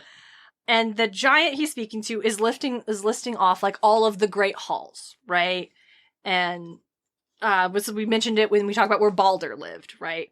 Folkvag is the 9th, where Freyja fixes an allocation of seats in the hall. Half of the slain she chooses every day, and half Odin owns. Who chooses first? Like a draft system? Oh, that's a good question. Who gets to pick first? Roll for initiative. Roll for rock, Right. paper, scissors. Right. I imagine it's just like, all right, you get one, I get one. You get one, I get one. You can have you that get one, I don't want get it. one. Yeah, I think it's just luck of the draw. It's like whoever dies goes to because they get that half, one, right? next one goes to the next place. And and they'll just like, okay, They just cycle. you picked first last time, I get to pick first this time. Okay. Well, because like in the books, at least, the Valkyries take them to Valhalla, Yeah, the right? Valkyries only take Is there an equivalent for... There is not. But we also know Magnus was maybe? supposed to go to Volk Wagner. Yes, that he. Like just outright was supposed to do that, Yeah. but Odin's like, nah, No, I I need this him. guy. Yes, because he was supposed to because he's the son of Frey, and so Frey is like, I want my nephew to come here. He belongs to the Vanir. I get him, but Odin told Samira to grab him because he needed to be in Asgard. Because of the way that Folk Wagner is portrayed in the Magnus Chase books, Magnus was not going to be going after the Sword of Summer and going on quests if he had ended up there and everything. And he wouldn't have had a long residency in Folk Wagner otherwise. And do they all go to one of those two places, or do they go to Muspelheim, or just blip out? Oh, babes. Oh, my dear. I'll admit I haven't listened to your other ones because I just finished the books and I didn't want spoilers. I'll have to catch up. No, true, because I wanted to tell you about Balder and you would not let me tell you about what I learned about Balder. And I'm like, this is core Norse mythology. It's not a spoiler for the books, but I respect. Yes and no, because it's only half the slain who die in battle. As in our Helheim episode, if you die of sickness or old age, you go to hell. But also, maybe you go to hell if you were just a wicked person. But also, maybe you just have to walk there. Like, it is the afterlife system of Norse is far less what I maybe describe as neat than the afterlife system of Greek mythology, or because we don't have a Persephone. You're right, we don't have Persephone running the show because we may not actually have hell. So the other hard thing is that so little, like we have so little of it. So we have mentioned like folk Wagner. I mentioned it's mentioned in Grimir's sayings. Here it's mentioned also in the Prose Edda. Snorri talks about it when he talks about Freyja, the Gylfaginning chapter 24, Freyr and Freyja. It's very short. These chapters are great. I just feel like I'm flying through them. Freyja is the most splendid of the goddesses. She has a home in heaven called Folkvagner, Warriors' Fields. Whenever she rides into battle, half of the slain belong to her. Odin takes the other half, as it says here, and it cites that stanza that I just read. Her hall, Sessrumnir, with many seats, is large and beautiful. When she travels, she drives a chariot drawn by 2 cats. She is easily approachable for those who want to pray to her. And from her name comes the title of honor whereby women are ranked or called Frorvir, or ladies. She delights in love songs and is good to call on her in matters of love. So again, Freyja, super important, super well liked, really liked by these people. That fucking 14th century Christian priest very clearly just doing a hit piece on our girl. And I don't appreciate that Riordan elevated Shows slander on our girl who is pretty and likes cats. And so to answer your question, that's all I know about Folkvagner. That it's the Vanir counterpart of Valhalla, and Freyja gets half of them, which is what makes her a war goddess. Like that is how she gets that designation, because she gets half of those who die in war. Which is interesting because, as we said, like the Vanir are usually not very warlike. They're not quite aggressive. The things they are gods and domains over are a lot more like fertility and peace and like that magic of the future. And the fact that Freyja is like, also, I want half these dudes who die in battle. I want protection, goddammit. Also, I want the best security forces. I want the bravest warriors. The one who, but I like it's also like whenever she rides to battle, half the slain belong to her, implying that it's not always that she has to go out personally to collect him, whereas Odin has the Valkyries who do that work for him. DJ, you're making a lot of hand gestures over there. Oh, no, I'm... Again, because Freyja in SMITE has had a complicated history. Oh, I'm so excited. By being so fucking busted that they do not know how to balance her. She's either stupid bad or stupid good. Mm-hmm. And I remembered about 5-6 years ago, they reworked her to like be different, right? Okay. And that rework made her... I'm just reading through the abilities and I'm reading these and I'm like, I can't believe they thought that this would ever be acceptable on any character, with a pass-through basic attack, with a empowered basic attack, with life steal and mana steal on her basic. Like, she was so unbelievably busted, I cannot believe they let it slide. She was reworked back to her original build. They made it worse. They was like, oh fuck, we fucked up. And like 6 updates later, we're like, we're sorry, and they changed her back to how she was. Okay. Sorry, that's what I've been like looking. I've been trying to find exactly what it was, and after reading it, I'm like, this was fucked. This was unacceptable. Wow.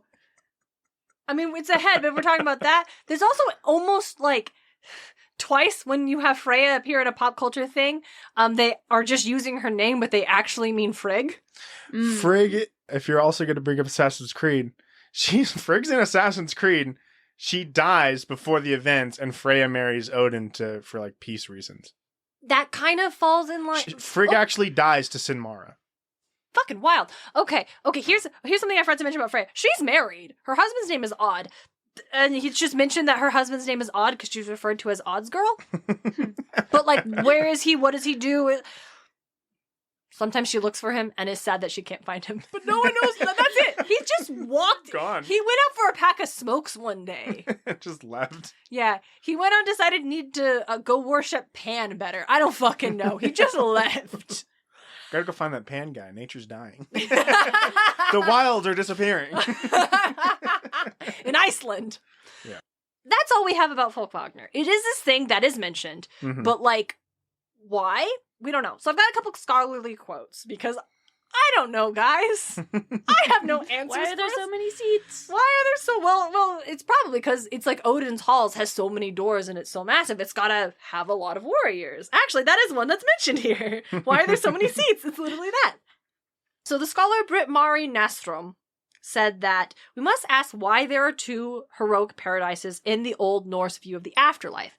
It might possibly be a consequence of different forms of initiation of warriors, where one part seemed to belong to Odin, where the other to Freyja. These examples indicate that Freyja was a war goddess, and she even appears as a valkyrie, literally one who chooses the slain.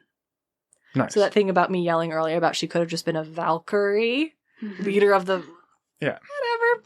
Another scholar, Sigfrid Andrus Dobats, says that in her mythological role as a chooser of the other half of the fallen warriors for her death realm. Death realm is such a good way to word that. Like, it just sounds more metal. And it's like, yeah. For her death realm Folkvogner, the goddess Freyja, however, emerges as the mythological role model for the Valkyrie and the Disir, which I mentioned the Disir as like the female spirits, ghosts a little bit, sometimes benevolent. It's kind of more of it's a catch-all term for spooky lady ghosts. Nice. And then I want to cite Hilda Ellis Davidson, who is someone who I cite a lot because this woman has a lot of thoughts on all this stuff. And it just makes me happy to see her name because I always usually agree with what she has to say. And she remarked how Valhalla is well known because it plays such a large part in the images of warfare and death. And then paraphrased, yet the significance of the other halls in Norse mythology, such as Yadalir, where the god Ylril dwells, and Freyja's Folkvogner have been lost. So what she means there is that, yeah, obviously this meant something. Obviously this was important. Obviously this wasn't just invented by Snorri and whoever was writing down this one poem. Like, this probably had as deep and understood and intricate role in the Norse belief system of the afterlife and the cosmology as Valhalla. It's just gone. Yeah. And maybe because the Christians specifically went after her. I don't know. But maybe because medieval Christians were like, no. Yeah. A warrior sex goddess? No. The only ladies allowed in this house are asexual virgins. Now, actually, they did a lot of that. There used to be a lot of like folk prayers to Freyja for good harvest and help in childbirth. And the Christians real quick made sure you were praying to the Virgin Mary instead. I hate to see that. So that's the argument I have about, hey, why don't we have a lot of it? That's the thing, means like things get lost in time, right? Like, time's long, especially because it wasn't a written tradition. Like, that's something we talk about a lot with like Snorri and the Eddas and how we have so little and why we have this. But also we need to acknowledge that sometimes it probably was an intentional and specific goal to get rid of these. To get rid of these stories, to get rid of these concepts, to rewrite these ideas because they were viewed as a threat or just not in line with the dominant religious teachings of the time. And you hate to see it. So, that is what I've got for that. DJ, you want to talk about SMITE for a little bit? Sprinkle that in. Already kind of talked about it, but it's also, again, Freyja in SMITE, how she is, how she was before rework, and how she was after they reverted the rework. Mm-hmm. She's a melee mage, one of the only three. That's fucking cool. Yep. She has the ability to empower her basic attack. That works in tandem with her other ability that also empowers her basic attack, but instead of it just being like, oh, your basic attack does more damage, it sends out ranged attacks. Mm-hmm. And if you only activate the ranged, it's a pulse, it slows, and it lays like an AoE where it hits whatever enemy hits first, right? And when you empower it, it just does more damage, and it gets rid of the AoE. She has some lifesteal built into her kit. She has a thing where she can pops up an enemy into like a little cloud for like 2 seconds. And then her ult is she flies up and she starts raining down on them with just those big pulses that do a bunch of damage. She's very fun. She's very busted. She's very, yes. Her rework changed it to where instead of the ranged attack kind of lasting only a certain amount of time and you would have to get as much as you can within that time, it would just be a toggle where you toggle it on. It costs mana to use. And that's it. And it passed through enemies. And when I read that, I'm like, that's fucked. That is so mean and rude. I cannot believe they did that. Then they changed her, like the way it empowers, because again, it would empower it for a certain amount of time. It would be the next one just does massive damage. And then you could stack that with another item that does the exact same thing. And again, I'm just reading them like, that's fucked. This is so, how did they think that this would ever pass? And then her passive, I can't even remember what it originally is, but they changed it to where anytime an enemy is hit by her basic attack, she gets 6% of her missing mana and 6% of her missing health. And that is just, I'm explaining it to you guys. You guys are probably like, oh, I don't. Okay. No, but you seem upset about it. It's crazy. I cannot believe they let this shit fly. This feels it like was someone nuts. really I liked cannot Freyja. imagine. It was like someone really liked Freyja and was like, I need her to be. She was already depicted as a good though. war They were goddess. trying to. She was already depicted as a war goddess. Well, they just really wanted to lean into it. She was already good, and then they probably bounced her to make her worse, so she wasn't getting picked a lot. So they reworked her, and then she was then crazy busted for like a while, and they're like, "We're sorry, guys, that didn't work out. Let's revert her." And then, so they're struggling. What about Frey? What's he like in He's Smite? not. He's not in Smite. Frey is not in Smite. Surt is, but I already talked about him. So. What's he gonna Oh, fight that's with? his antler. Yeah, he'll. That feels cool. I'd imagine they'd probably pick warrior. Yeah. What does Freyja look like in Spite? Oh Like, yeah. does she have the necklace? Probably. Let's see. Well, DJ's looking that up. The 2 other major times that I clocked Freyja in things are, as I said earlier, when they actually meant Frigg. In Marvel Comics and the Marvel movies, Odin's wife, mother of Thor, adopted mother of Loki, is Freyja, this goddess of magic and stuff. And they again, this is actually Frigg. They do mean Frigg, but they did Freyja, which they also did in God of War 2018 and its sequel, wherein, Baldur's mother, who cast the spell to correct him, they title her as Freyja, but this is Frigg, though. And it's not like Frigg's not in like the zeitgeist. It's Frigg in Marvel. It's not. It's not It's Frigg in Freyja. Marvel. So it's wild. Sucks. Even on the Wikipedia page I found, because I was like trying to confirm Not in that. the movies? I thought it was Frigg in the movies. They call her Freyja. Frigga. They call her Frigga. Frigga. So it's like the movie is trying to bridge this. I'd But say she's Frigga's still- more Frigg than Freyja. I'm But going they to be still, real with you. yes, because both these characters are Frigg. They're not Freyja. And I mean like the name. the Like name. Frigga, Oh, you 'cause it's like, you like the name. Well, it's just like, it's Norse, right? Yes. Because like, Well, it's like Freyja. it Fre- could be, what is it? Jormungand or Jormungandr or Heimdall or Heimdallir, right? Yeah. Shit like that. So it's Frigga, it could just be Frigg. Yeah. Right? Like I don't know. It just feels like someone decided they didn't like the name Frigg, how it looked or how it sounded, and they wanted to use Freyja instead as this important goddess for these pantheons. And listen, if I had a nickel for every time piece of Western media adapted the Norse pantheon for their story and then made Frigg and called her Freyja, I would have 2 nickels, which is not a lot, but it's weird that it's happened twice. Yeah. So in Smite, Freyja actually has 2 forms because she was also visually reworked Mhm. a couple seasons before hers. But here's her original design. If you scroll down and hit on the first one, you'll see Okay. her newer design. She-Ra? Yeah, she does kind of look like a she. She looks very 80s She-Ra, yeah. I will definitely say I like her. I would not like her current design, except that you did just show me the original one, so I am forced to decide I like her. Flip side, though, I love Aphrodite in Smite, and she's totally naked. But Aphrodite in Hades, but Aphrodite in Hades is very clearly not designed to look like a cover of a porno. She's not ever positioned to be like, Clearly, you've never opened any Playboys. well, yes, for many reasons, being ace, but also the way that you also see, like, hey, young teen straight cis boy playing this game, I'm for you. She's not posed like that, so I don't mind her not wearing a lot of clothes. Whereas Freyja does feel like she is being positioned to be that. But again, she's a sex and a war goddess, so I'm like, I'm not The all-American goddess. Yeah, there you go. So I'm not like super mad about her design. Like, it is okay. When you remember she's both, it's not bad, but it did make me She does have a Lady of the Lake skin that's pretty sick. What? Yeah. Ooh, why? I don't know. she wields a magic sword, I guess. No, that's her brother. Well, her sword is also special. In a game? It had runes on it. Pretty sure in Norse mythology. Did you I hear me thought- mention a sword one time? No, I'm just saying. I mentioned a necklace, I mentioned a feather cloak that makes you fly, and I mentioned a chariot pulled by cats. Where's her fucking cats, DJ? Those were given to Bestat. Does Best have a cat chariot? Bestat Used to summon 2 cats for ult. Now she sends out a big old cat to grab your enemy. I want Bastet to force you to perform at the Jellicle Ball. That's for me. Oh, hey, Odd's in her lore.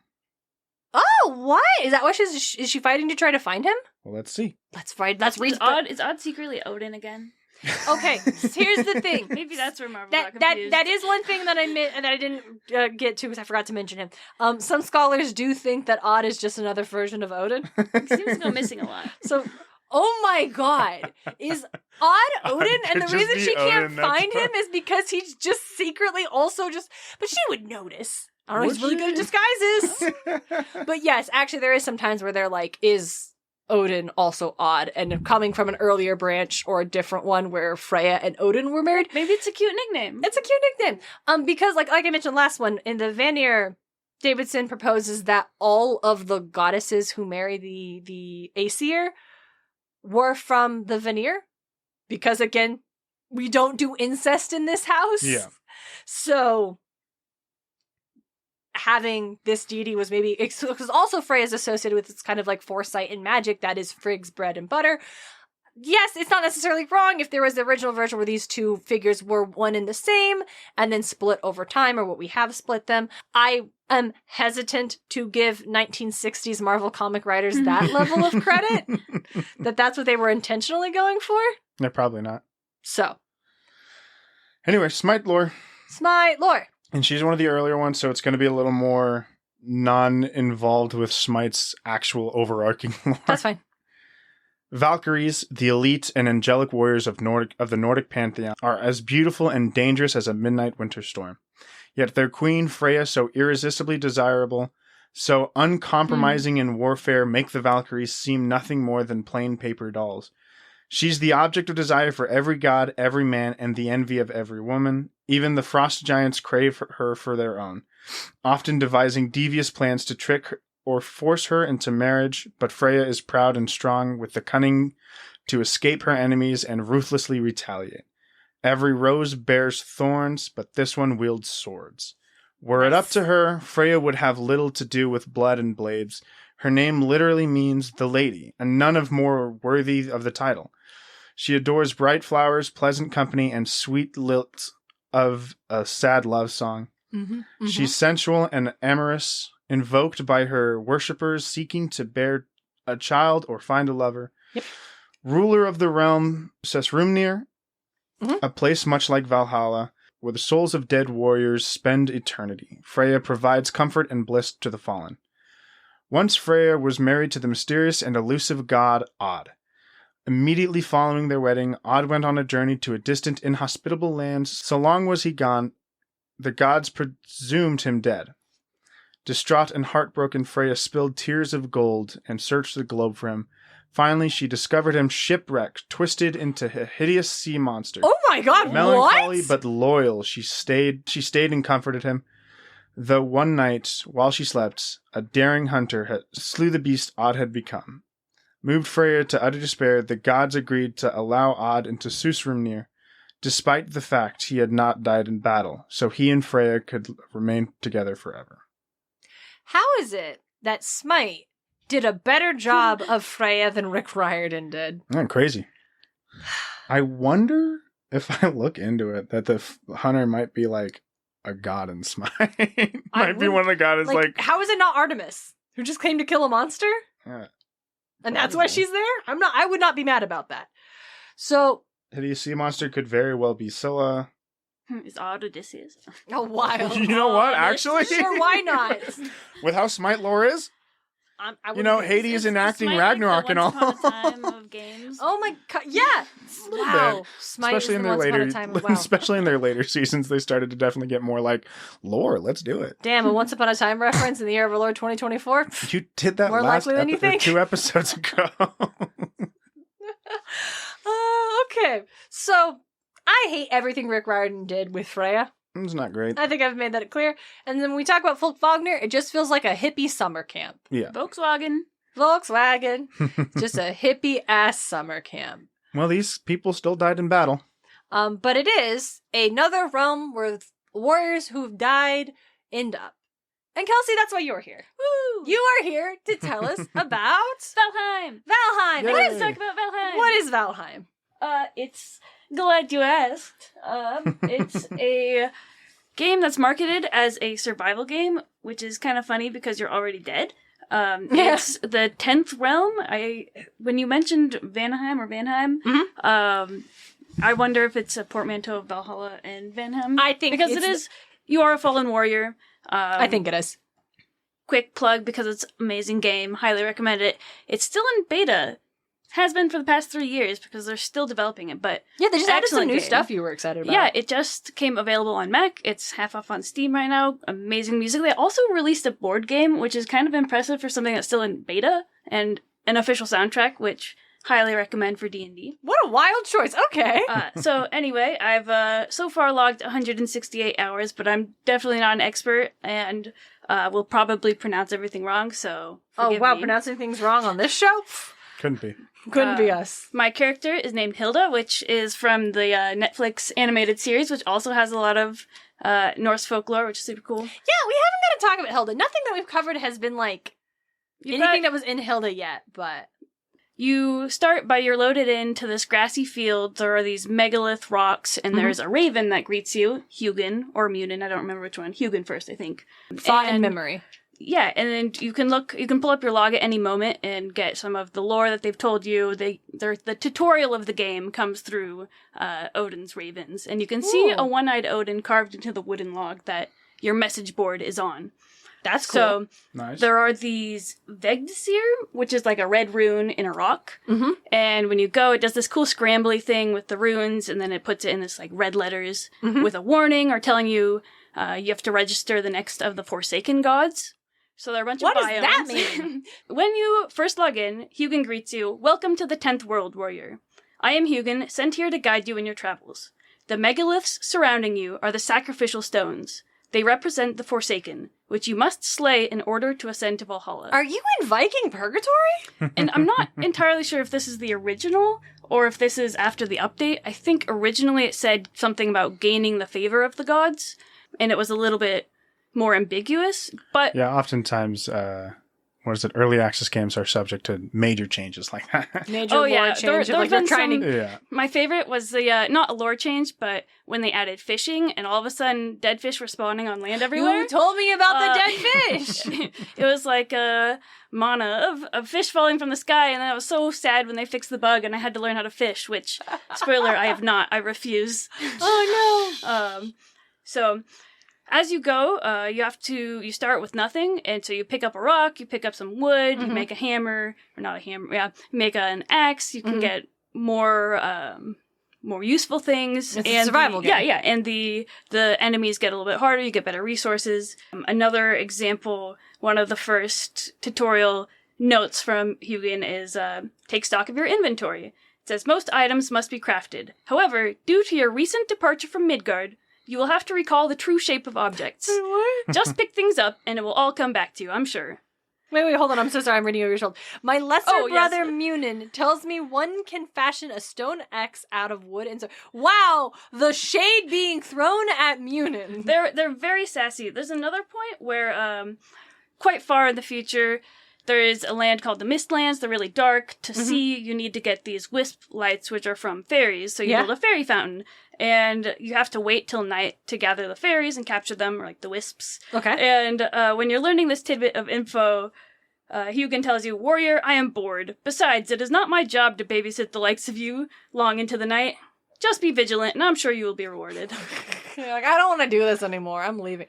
It's like, wow. All right, Zazu. So you start in the meadows, that's the friendliest, and you have to fight the elder Eikthyr, but it's a stag, and it gives you endurance once you beat it. You get like a forsaken power that you can have one active at any time, and when you activate it, you get its boost. Ooh. Nice. So in the meadow biome, you've got bees. That was another, I thought we had a bug at first because we couldn't for the life of us find bees, but you can capture a Bees! queen bee, you start harvesting bees for honey, which you use later to make mead.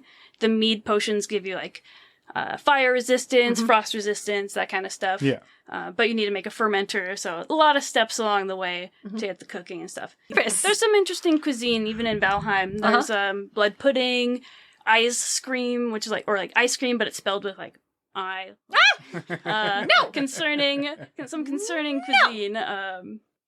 So that's the meadow. Next, you go to the Black Forest, where you fight the Elder. It's a tree, and I felt a little bit bad. I feel like a colonial, a little bit like coming in, and I'm annoyed that these greylings and dwarves are attacking me, but I also realize that this is their home and I've intruded. Yeah. So that doesn't feel great, but it's also kind of But fun. what if they're intruding and you're just a tool for the gods? Yeah, right? exactly. I'm making Odin proud. Because they're the Forsaken for a reason. Yeah.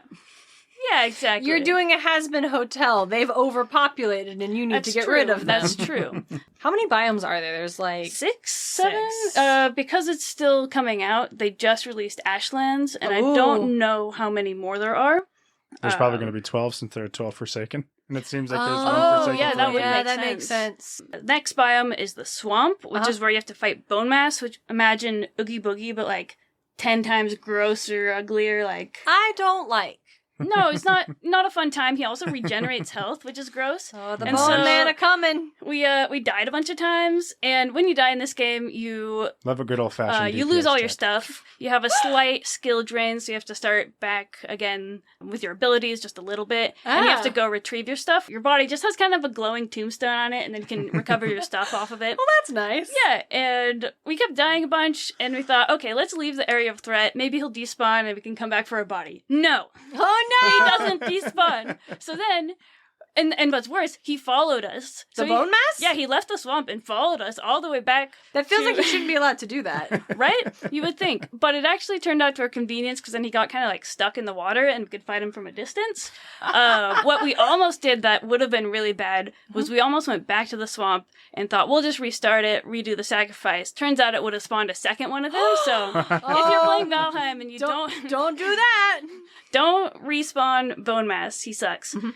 The next one is mountains, which is really pretty. And then the plains, which are, you've got death skeetos, which is not something you look forward to. No. You also Doesn't sound have like it. locks, which I looked up last night because I was like, it looks like a yak or something. Turns out it's a cross between a lizard and ox. I don't know if that's a thing or not. That sounds made up. But there are also Jotun puffs, which I also was pronouncing in my head as like Jotten puffs this whole time until I saw the pronunciation in the back of the book. Pronunciation, I was guys. like, oh, those things. And then we're currently, my group right now is in the Mistlands, which are really dark and spooky. They've added like a magic element. The boss, which we haven't fought yet, is apparently called the Queen, which is a little ominous. Oh, that'll be cool. It's going to be a queen bee. Maybe. Oh, I don't know. There are a lot of like creepy full-size bugs that I don't like in this one. So then the next one that they just added, and I haven't gotten to yet, is Ashlands, which I think is kind of volcanic. It's got the boiling waters, That a makes lot of sense. flammable stuff. Meanwhile, you can also just go sailing in the ocean, which is really pretty, and it's got really nice music. You can look up in the sky. Yeah, you should absolutely be able to get on the water. When you look up at the sky, there are the clouds and the stars, even during the day, and then you see these veins of a giant tree. You've shown me the branches of Yggdrasil. It is really cool. I think I did mention that in our Yggdrasil episode because it was just really cool. Yeah, it's just really beautiful and really well done.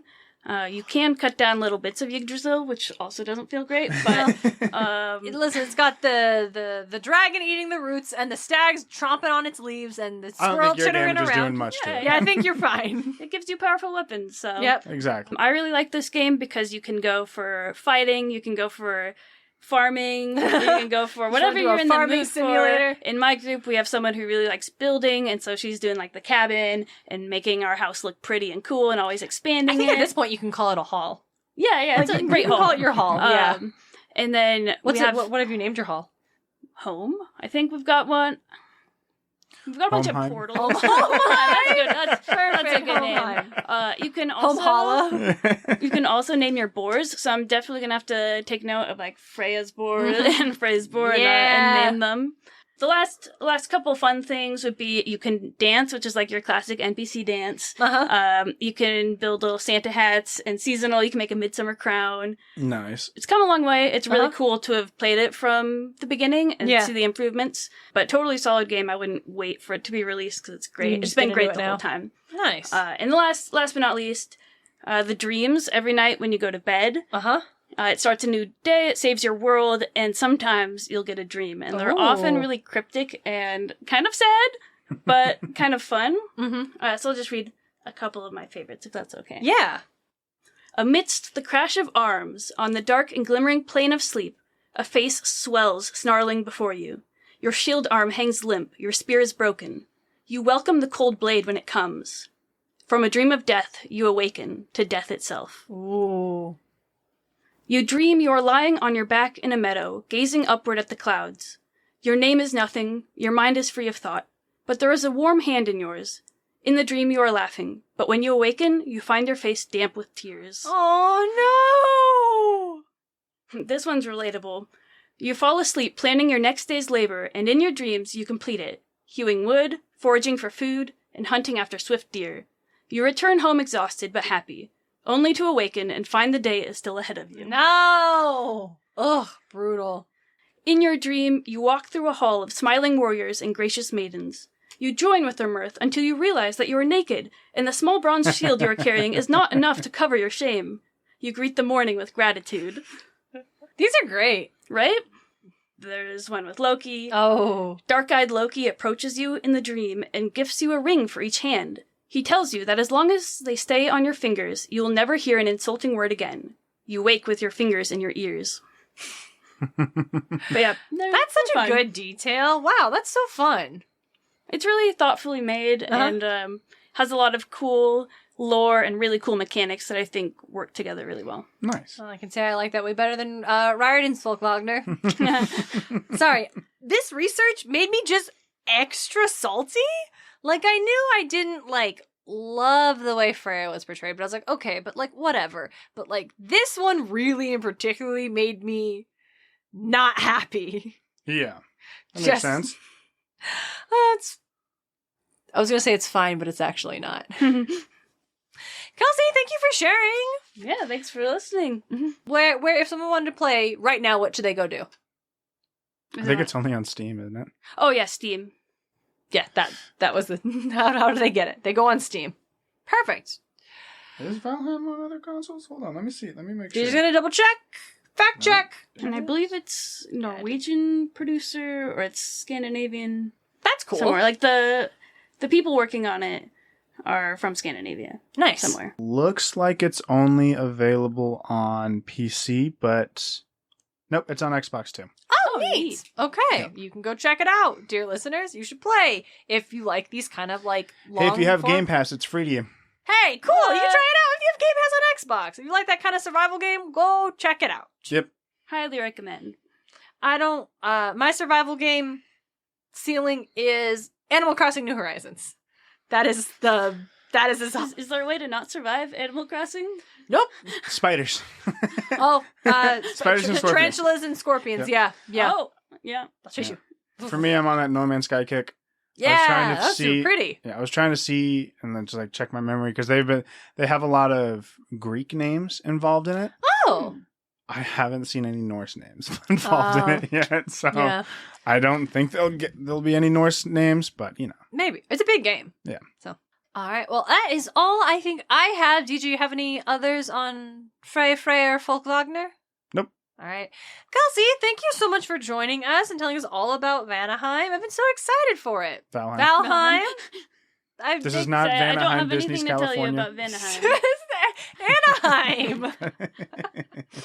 All right, let's get on with the episode. Kelsey, where can the people find you? Well, I guess I recently am trying to revive a photography account. If you want to look up _KelseyCam, KELSEYCAM. It's got pictures. She recently went to Scotland. I did to research this episode. I'm just kidding. It would be wild. It would have been like the wrong island in Europe to go research this episode It's just a for. skip and a throw from Norway. Totally. It was close. A little flyby. Yeah, absolutely. Yeah, this is how the world works, right? But Norway's I did before not Scotland. expect the third book to go to London, and so that was very Yeah, but right. York. But- Yeah, they went to York and York. I was there because you've been there before. Yeah. You haven't, not on this trip, but no, I haven't. But the train passed right through the it, so I was like, through it. Nice. Mhm. Okay. If you do want to hear more about Scotland, or at least a made-up fantasy Scotland, and also a Back to the Future retelling you didn't know you needed, Patreon.com/Music Mythology. You better believe it. There is a fun Twisted Tale, not remyth, but bonus episode that we just did on the brave twisted tale. Fate be changed. Y'all, it's just Back to the Future, and it's- we will not say more here. Go It's give us just Back to the $5 and listen Future. to that it's one. It's actually crazy. As well as the 9 other Twisted Tale episodes. Are there And 9? That's there are wild. 10 total. we Let's could do a go. proper ranking list if we Let's wanted go. to. And so those, and then you could listen to the 70 plus other episodes on Bunker 9 for Yep, your listening There's pleasure. a ton of content. We'd love to see you there. You also get access to our Discord. Yeah. Kelsey, how's the Discord? That's pretty fun. Yeah. There are a lot of fun people there, and we'd love to hear from you guys. Thank you all so much for listening. Kelsey, thank you again for joining us. This was lovely. We will be back in your ears on Tuesday, August 27th to talk about Jotunheim. But until then, don't be like Zeus. Don't be like this. Muses of Mythology is created and hosted by Darren and DJ Smart. It's edited by Darren Smart. The show is produced by Darren and DJ Smart, as well as Tim O'Connor. The Crystal Con Man. Nicholas Miller. Our music is Athens Festival by Martin Hain. And our cover art is by Audrey Miller. You can find her on Instagram at Bombshell Nutshell Art. Want more Muses of Mythology? Support the show on Patreon. Just $1 gets you exclusive bonus content. Get more at patreon.com/Muses of Mythology. You can also support the show by leaving a review at lovethepodcast.com/Muses of Mythology. Or tell a friend why you love the show. Don't forget to check out all of our episodes and episode transcripts at musesofmythology.com. Thanks for listening.